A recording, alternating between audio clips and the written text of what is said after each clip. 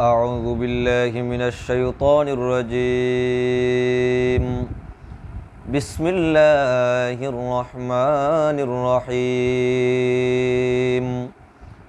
الحمد لله رب العالمين الرحمن الرحيم مالك يوم الدين إياك نعبد وإياك نستعين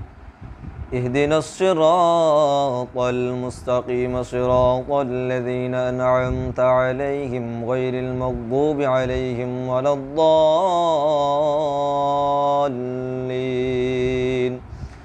آمين. بسم الله الرحمن الرحيم. ألف لام ميم ذلك الكتاب لا ريب فيه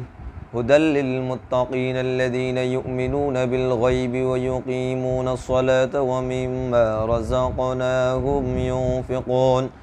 والذين يؤمنون بما أنزل إليك وما أنزل من قبلك وبالآخرة هم يوقنون أولئك على هدى من ربهم وأولئك هم المفلحون. إن الذين كفروا سواء عليهم أنذرتهم أم لم تنذرهم لا يؤمنون ختم الله على قلوبهم وعلى سمعهم وعلى أبصارهم غشاوة ولهم عذاب عظيم. ومن الناس من يقول آمنا بالله وباليوم الآخر وما هم بمؤمنين يخادعون الله والذين آمنوا وما يخدعون إلا أنفسهم وما يشعرون في قلوبهم مرض فزادهم الله مرضا ولهم عذاب أليم بما كانوا يكذبون. وإذا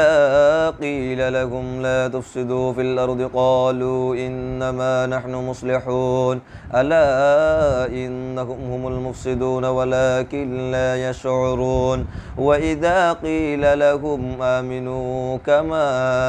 آمن الناس قالوا أنؤمن كما آمن السفهاء ألا إنهم هم السفهاء ولكن لا يعلمون. وإذا لقوا الذين آمنوا قالوا آمنا وإذا خلوا إلى شياطينهم قالوا إنا معكم إنما نحن مستهزئون الله يستهزئ بهم ويمدهم في طغيانهم يعمهون. أولئك الذين اشتروا الضلالة بالهدى فما ربحت تجارتهم وما كانوا مهتدين مثلهم كمثل الذي استوقد نارا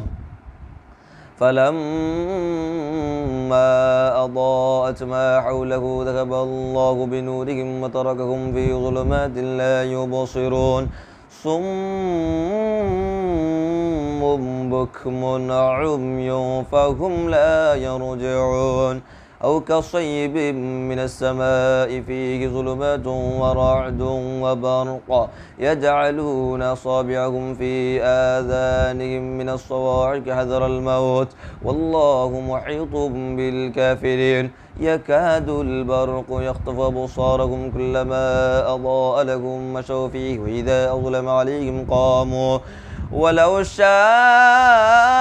الله لذهب بسمعهم وأبصارهم إن الله على كل شيء قدير.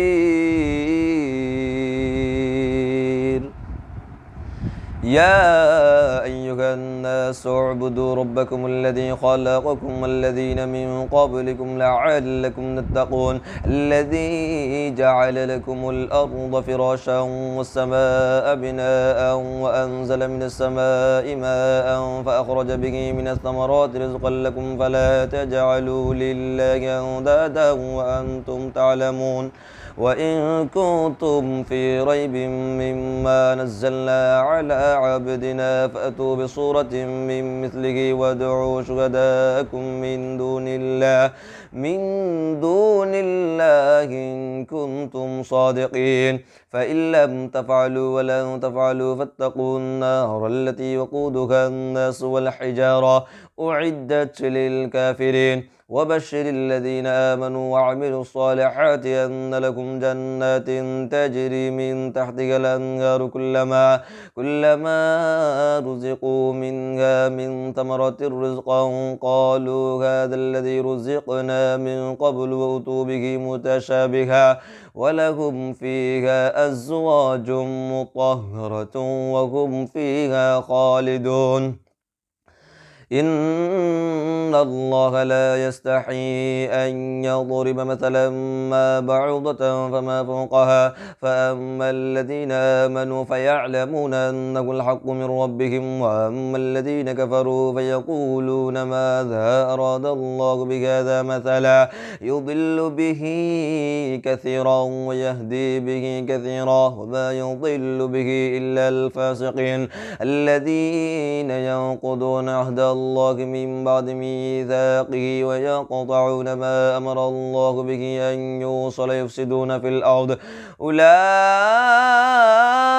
هم الخاسرون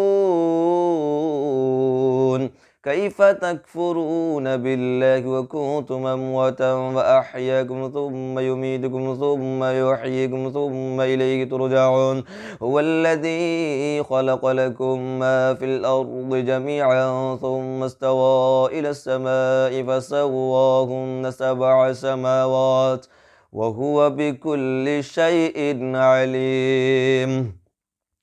وإذ قال ربك للملائكة إني جاعل في الأرض خليفة قالوا وتجعل فيها من يفسد فيها ويسفك الدماء ونحن نسبح بحمدك ونقدس لك قال إني أعلم ما لا تعلمون وعلم آدم الأسماء كلها ثم عرضهم على الملائكة فقال أنبئوني بأسماء هؤلاء إن كنتم صادقين قالوا سبحانك لا علم لنا إلا ما علمتنا إنك أنت العليم الحكيم قال يا آدم أنبئهم بأسمائهم فلما أنبأهم بأسمائهم قال ألم أقل لكم إني أعلم غيب السماوات والأرض وأعلم ما تبدون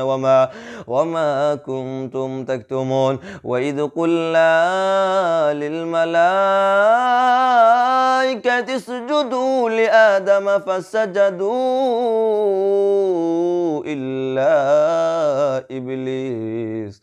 أبى واستكبر وكان من الكافرين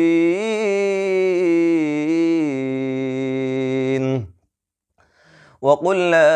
يا آدم اسكن أنت وزوجك الجنة وكلا منها رغدا حيث شئتما ولا تقربا هذه الشجرة فتكونا من الظالمين فأزلهما الشيطان عنها فأخرجهما مما كانا فيه وقلنا اهبطوا بعضكم لبعض عدو ولكم في الأرض مستقر ومتاع إلى حين فتلقى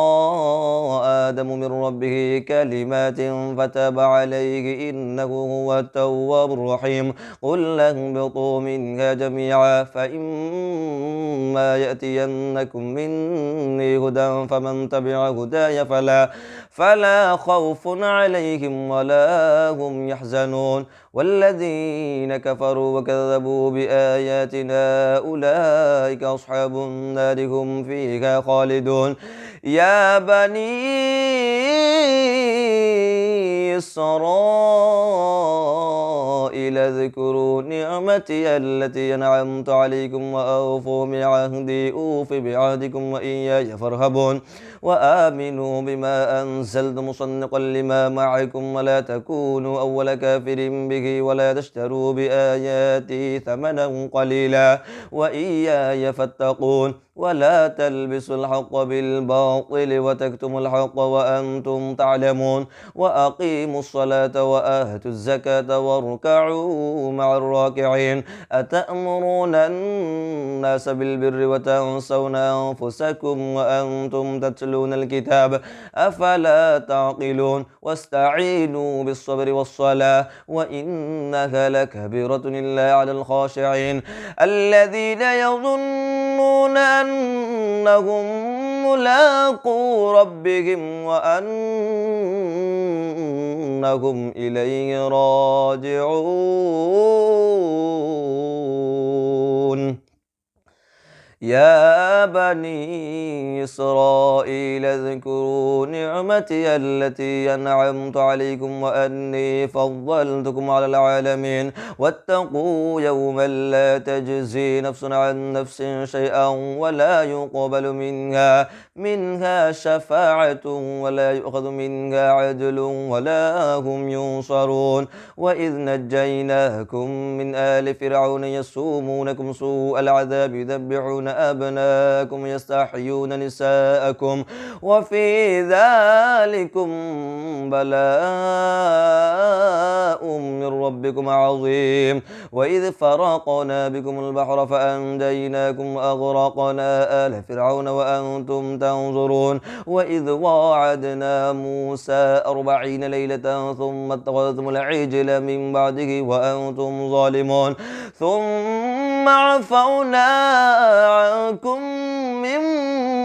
بعد ذلك لعلكم تشكرون وإذا آتينا موسى الكتاب والفرقان لعلكم تهتدون وإذ قال موسى لقومه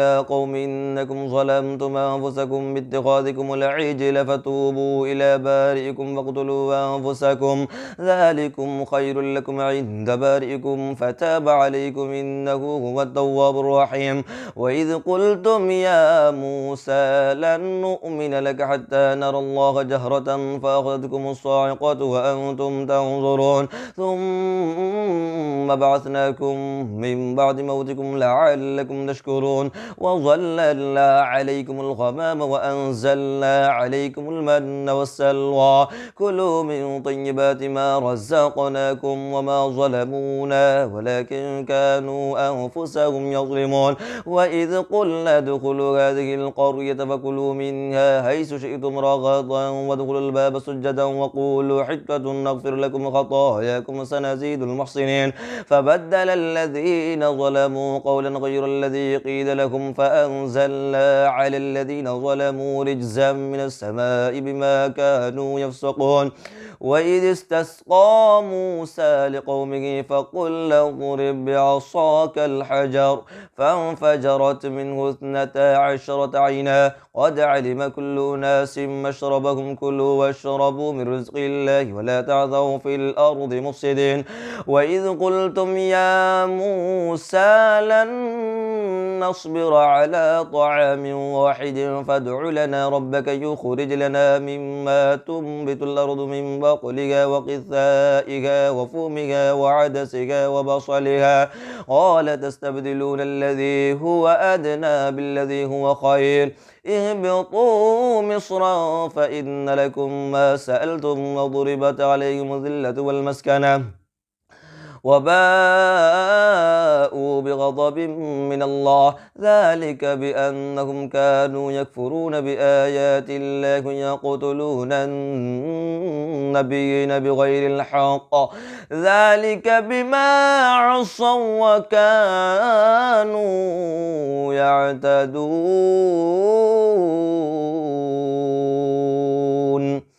إن الذين آمنوا والذين هادوا والنصارى والصابئين من آمن بالله واليوم الآخر وعمل صالحا فلهم أجرهم عند ربهم ولا خوف عليهم ولا هم يحزنون وإذا أخذنا ميثاقكم ورفعنا فوقكم الطور خذوا ما آتيناكم بقوة واذكروا ما فيه لعلكم تتقون ثم توليتم من بعد ذلك فلولا فضل الله عليكم ورحمته لكنتم من الخاسرين ولقد علمتم الذين اعتدوا منكم في السبت فقلنا لهم كونوا قردة خاسئين فجعلناها نكالا لما بين يديها وما خلفها وموعظة للمتقين. وإذ قال موسى لقومه إن الله يأمركم أن تذبحوا بقرة قالوا أتتخذنا هزوا قال أعوذ بالله أن أكون من الجاهلين. قالوا ادع لنا ربك يبين لنا ما هي قال إنه يقول إنها بقرة لا فارض ولا بكر عوان بين ذلك وفعلوا ما تؤمرون. قالوا ادع لنا ربك يبين لنا ما لونها قال إنه يقول إنها بقرة صفراء فاقع لونها تسر الناظرين. قالوا ادع لنا ربك يبين لنا ما هي إن البقرة شابه علينا وإنا إن شاء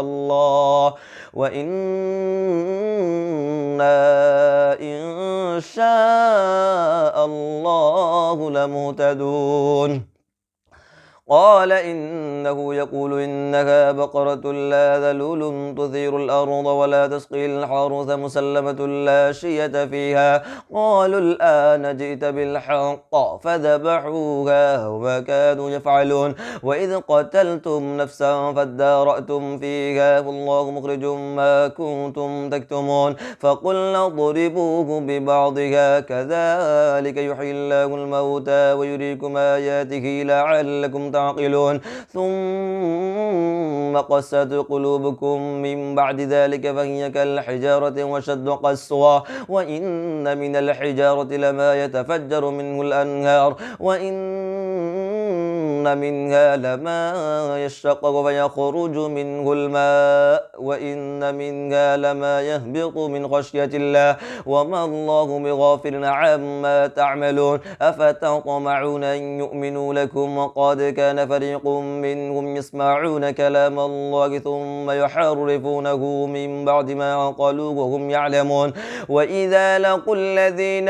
آمنوا قالوا آمنا وإذا خلا بعضهم إلى بعض قالوا وتحدثونهم بما فتح الله عليكم ليحاجوكم به عند ربكم أفلا تعقلون.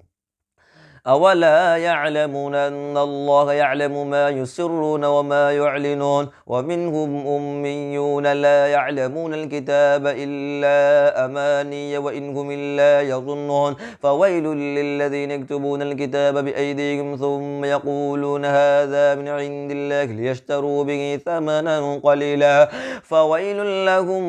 مما كتبت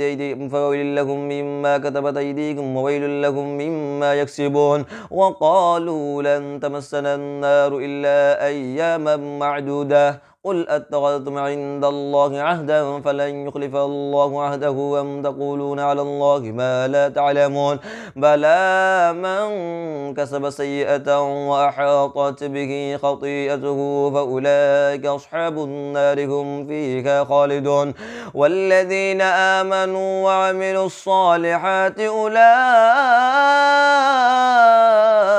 أصحاب الجنة هم فيها خالدون.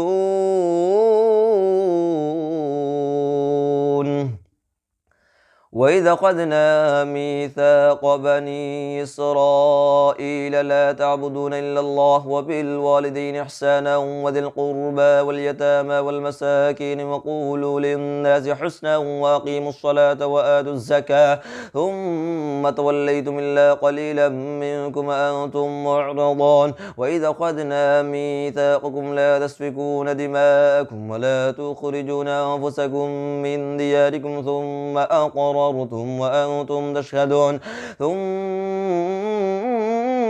ثم أنتم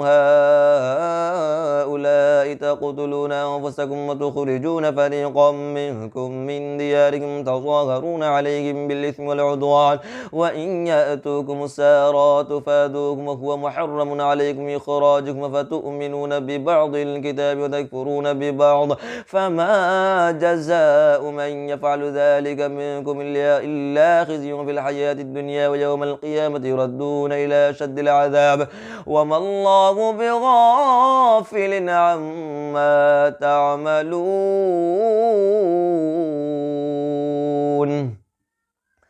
أولئك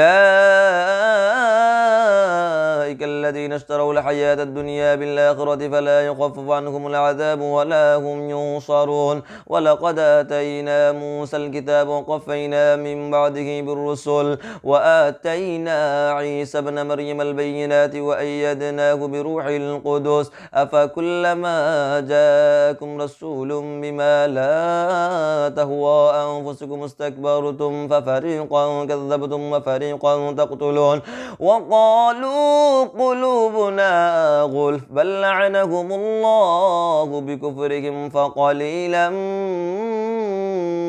ما يؤمنون ولما جاءهم كتاب من عند الله مصدق لما معهم كانوا من قبل يستفتحون على الذين كفروا فلما جاءهم ما عرفوا كفروا به فلعنة الله على الكافرين بئس ما اشتروا به أنفسهم أن يكفروا بما أنزل الله باغيا أن ينزل الله من فضله على من يشاء من عباده فباءوا بغضب على غضب وللكافرين عذاب مهين وإذا قيل لهم آمنوا بما أنزل الله قالوا نؤمن بما أنزل علينا ويكفرون بما وراءه وهو الحق مصدقا لما معهم قل فلم تقتلون أنبياء الله من قبل إن كنتم مؤمنين ولقد جاءكم موسى بالبينات ثم اتخذتم العجل من بعده وأنتم ظالمون وإذا أخذنا ميثاقكم ورفعنا فوقكم الطور خذوا ما آتيناكم بقوة واسمعوا قالوا سمعنا وعصينا وأشربوا في قلوبهم العجل بكفرهم قل بئس ما يأمركم به إيمانكم إن كنتم مؤمنين قل إن كانت لكم الدار الآخرة عند الله خالصة من دون الناس فتمنوا الموت إن كنتم صادقين ولن يتمنوه أبدا بما قدمت أيديهم والله عليم بالظالمين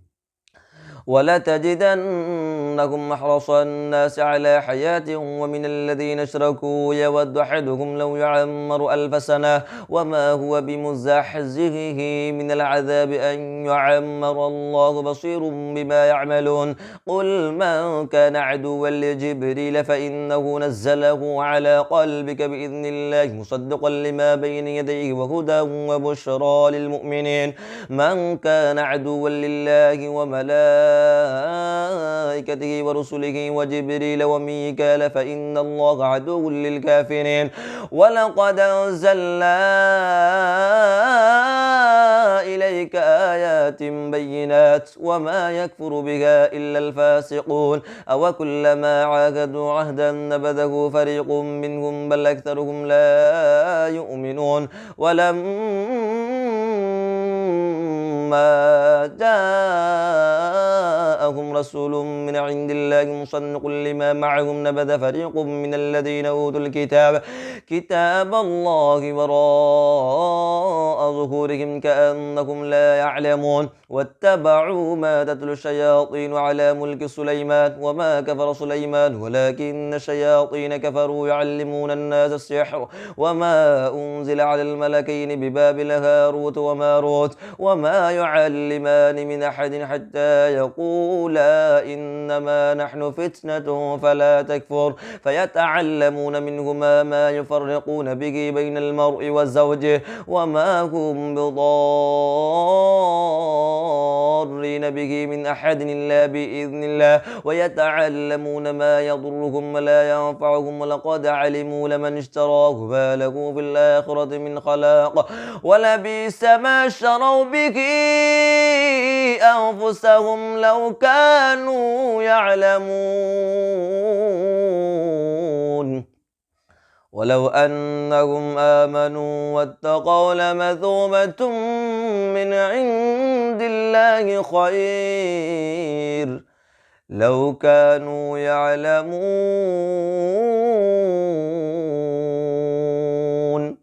يا أيها الذين آمنوا لا تقولوا راعنا وقولوا انظرنا واسمعوا وللكافرين عذاب أليم ما يود الذين كفروا من أهل الكتاب ولا المشركين أن ينزل عليكم من خير من ربكم والله يختص برحمته من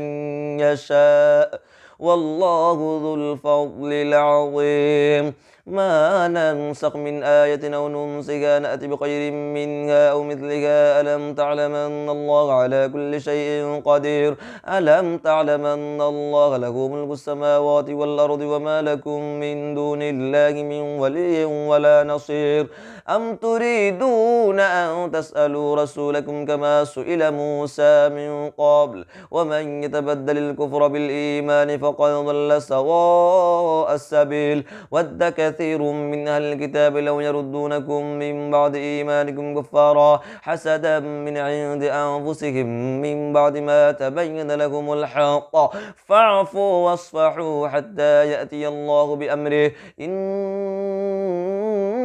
الله على كل شيء قدير وأقيموا الصلاة وآتوا الزكاة وما تقدموا لأنفسكم من خير تجدوه عند الله إن الله بما تعملون بصير وقالوا لن يدخل الجنة إلا من كان هودا أو نصارى تلك أمانيهم قل هاتوا برهانكم إن كنتم صادقين بلى من أسلم وجهه لله وهو محسن فله أجره عند ربه ولا خوف عليهم ولا هم يحزنون وقالت اليهود ليست النصارى على شيء وقالت النصارى ليست اليهود على شيء وهم يتلون الكتاب كذلك قال الذين لا يعلمون مثل قولهم فالله يحكم بينهم يوم القيامة فيما كانوا فيه يختلفون ومن أظلم ممن منع مساجد الله أن يذكر فيها اسمه وسعى في خرابها أولئك ما كان لهم أن يدخلوها إلا خائفين لهم في الدنيا خزي ولكم في الآخرة عذاب عظيم ولله المشرق والمغرب فأينما تولوا فثم وجه الله إن الله واسع عليم وقالوا اتخذ الله ولدا سبحانه بل له ما في السماوات والأرض كل له قانتون بديع السماوات والأرض وإذا قضى أمرا فإنما يقول له كن فيكون وقال الذين لا يعلمون لولا يكلمنا الله أو تأتينا آية كذلك قال الذين من قبلهم مثل قولهم تشابهت قلوبهم قد بينا الآيات لقوم يوقنون إنا أرسلناك بالحق بشيرا ونذيرا ولا تسأل عن أصحاب الجحيم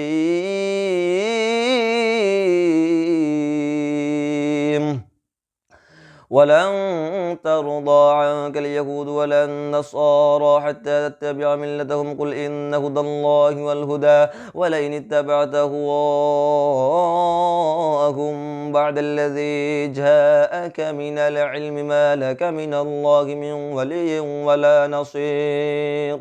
الذين آتيناهم الكتاب يتلونه حق تلاوته أولئك يؤمنون به ومن يكفر به فأولئك هم الخاسرون يا بني إسرائيل اذكروا نعمتي التي أنعمت عليكم وأني فضلتكم على العالمين واتقوا يوما لا تجزي نفس عن نفس شيئا ولا يقبل منها عدل ولا تنفعها شفاعة ولا هم ينصرون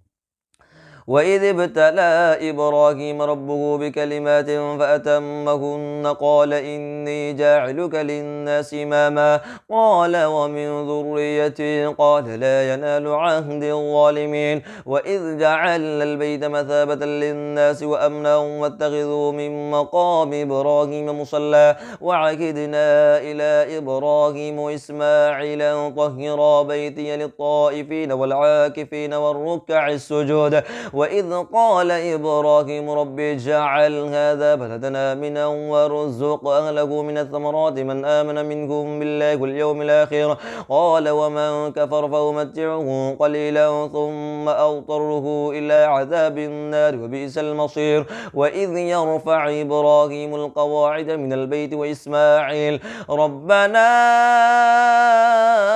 تقبل منا إنك أنت السميع العليم ربنا وجعلنا مسلمين لك ومن ذريتنا أمة مسلمة لك وأرنا مناسكنا وتوب علينا إنك أنت التواب الرحيم ربنا وابعث فيهم رسولا منهم يتلو عليهم آياتك ويعلمهم الكتاب والحكمة ويزكيهم إنك أنت العزيز الحكيم ومن يرغب عن ملة إبراهيم إلا من سفه نفسه ولقد اصطفيناه في الدنيا وإنه في الآخرة لمن الصالحين إذ قال له ربه أسلم قال أسلمت لرب العالمين ووصى بها إبراهيم بنيه يعقوب يا بني إن الله اصطفى لكم الدين فلا تموتن إلا وأنتم مسلمون أم كنتم شهداء ووصى بها إبراهيم بنيه يعقوب يا بني إن الله اصطفى لكم الدين فلا تموتن إلا وأنتم مسلمون أم كنتم شهداء إذ حضر يعقوب الموت إذ قال لبنيه ما تعبدون من بعدي قالوا نعبد إلهك وإله آبائك إبراهيم وإسماعيل وإسحاق إلها واحدا ونحن له مسلمون تلك أمة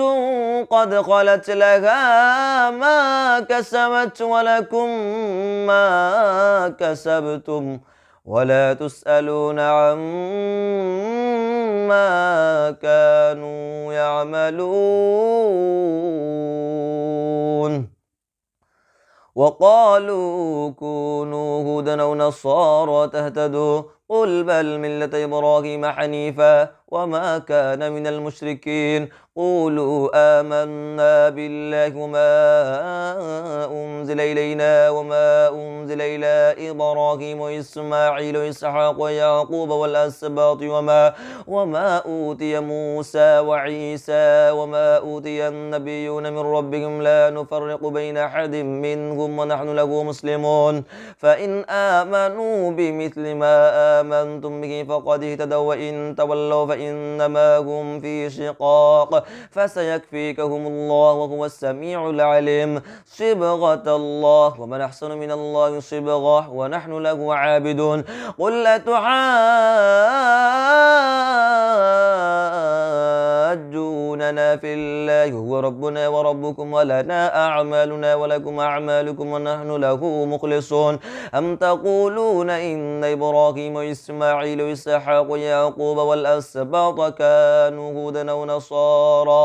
قل أأنتم أعلم أم الله ومن أظلم ممن كتم شهادة عنده من الله وما الله بغافل عما تعملون تلك أمة قد خلت لها ما كسبت ولكم ما كسبتم ولا تسألون عما كانوا يعملون.